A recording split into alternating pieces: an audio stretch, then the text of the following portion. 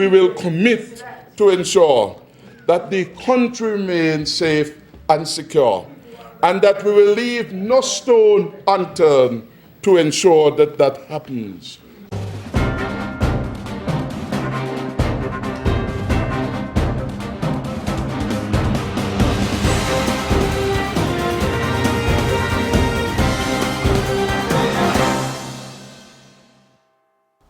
The Team Unity government has committed to providing the necessary support for the security forces in order to enable them to perform their duties effectively.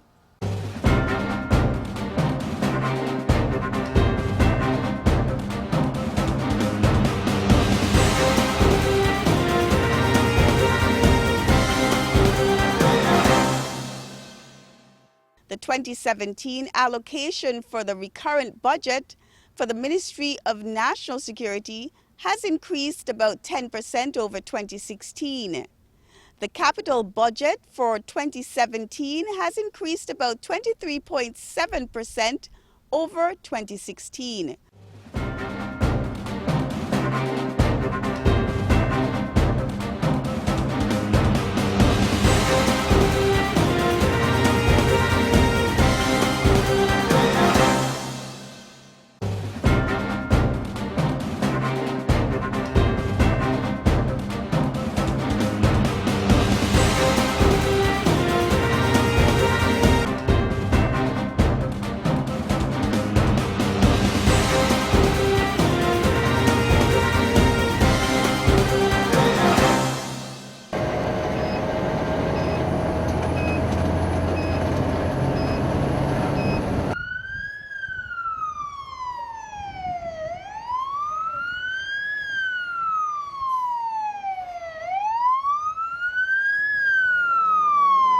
During the course of this television program, the press unit in the Office of the Prime Minister will outline the significant investments that are being undertaken in the Ministry of National Security by the Team Unity government. We continue to invest in all areas of the security services. The last investment we had and we gave public knowledge of was the investment of some $5 million having just been released by the government of Taiwan to jumpstart our CCTV program, and will ensure over time the entire country is being covered in relation to the CCTV project. This, of course, will have a significant impact and deterrent effect and investigative value as we attempt to make our country more secure. Good boy. Good boy today.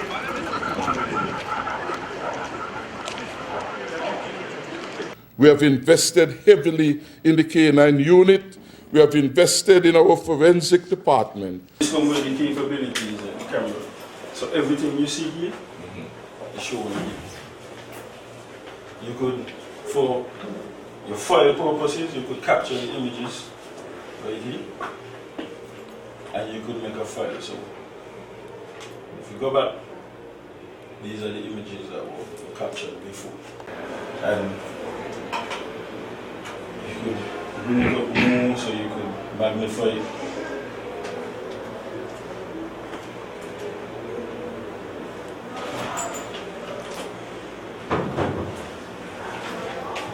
And of course, over time, Mr. Speaker, these investments will bear fruit.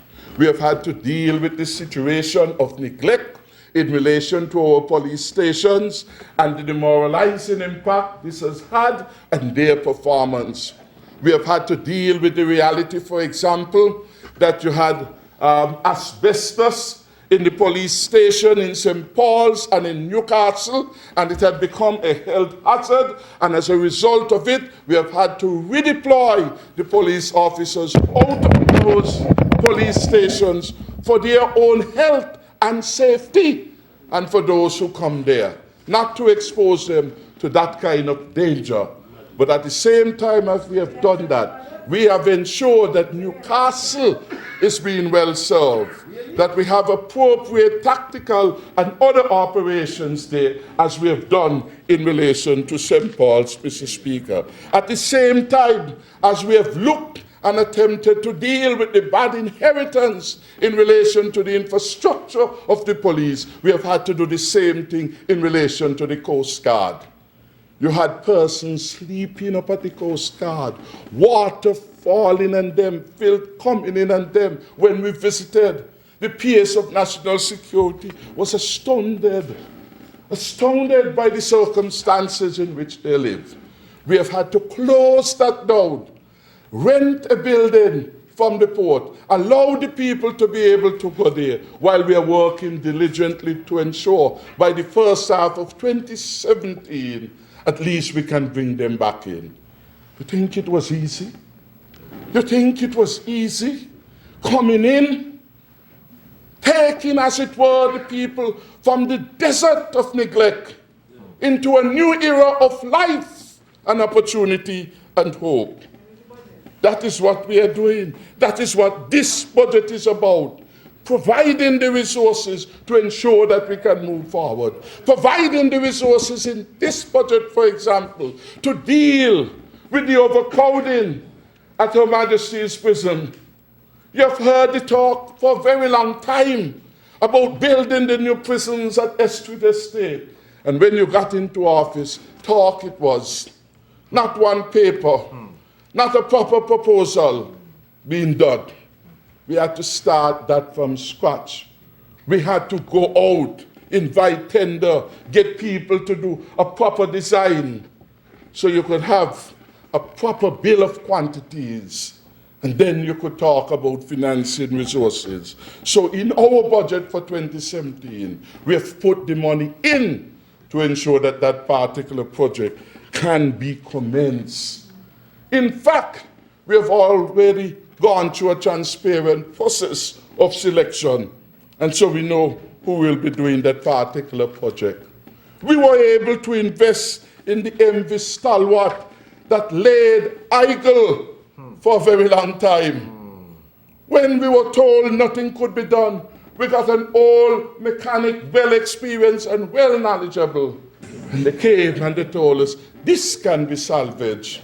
And we invested in it, and it's now doing good work in surveillance of our seas and minimizing the threat of illicit activities in our borders. And we are looking at new technologies, radars for the coastal borders, and using drones as part of the surveillance in the country moving forward.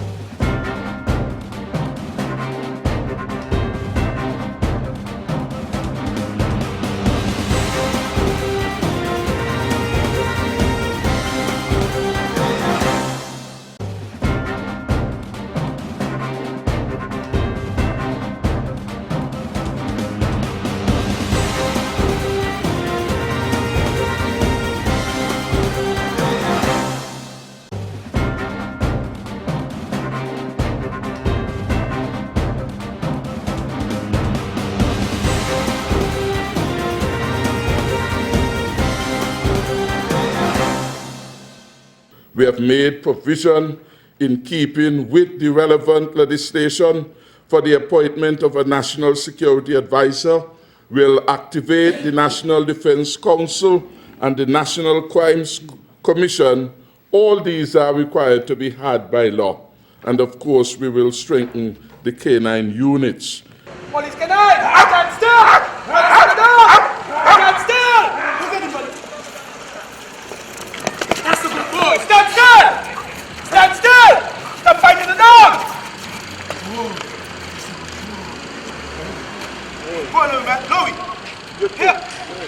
We have made provision in this budget for support in terms of compensation, the physical environment and equipment for those involved in policing. We will continue the program for the civilianization of the Immigration Department, Mr. Speaker. We have made, of course, provision in this budget for the security officers to be paid, those who have had degrees, while at the same time not creating problems for the rank-based system. And those payments will pertain not just to police officers, those involved in the defense force, those at the prison, wherever they are. We will ensure some equitable treatment once they are degreed, because we want to ensure that we encourage the brightest and the best to remain in the security services. We have spoken about the CCTV program that is to come on stream early in the next year. These are going to be expensive, but at least we know where we are going. And that is why we are happy when we can speak to surplus, because it's the surplus which we accumulate which must be our first call to be used in support of the imperatives of our country moving forward.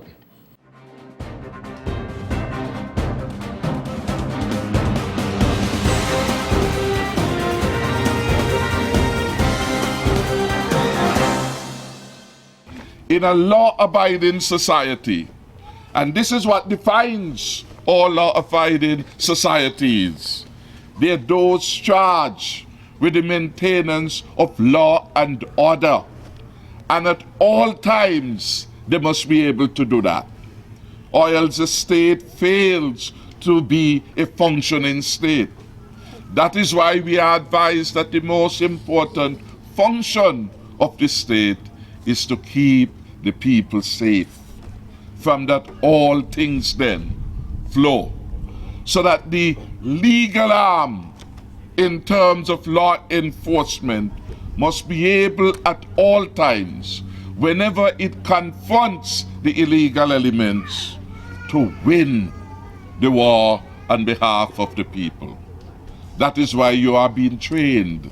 That is why you are being provided with resources.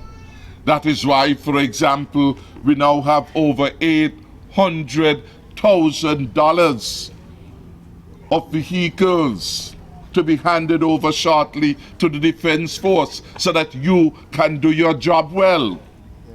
And that is why we continue to make these investments, because we rely on you to assure us that the public safety and the public security will never be compromised under the leadership of our men and women in uniforms.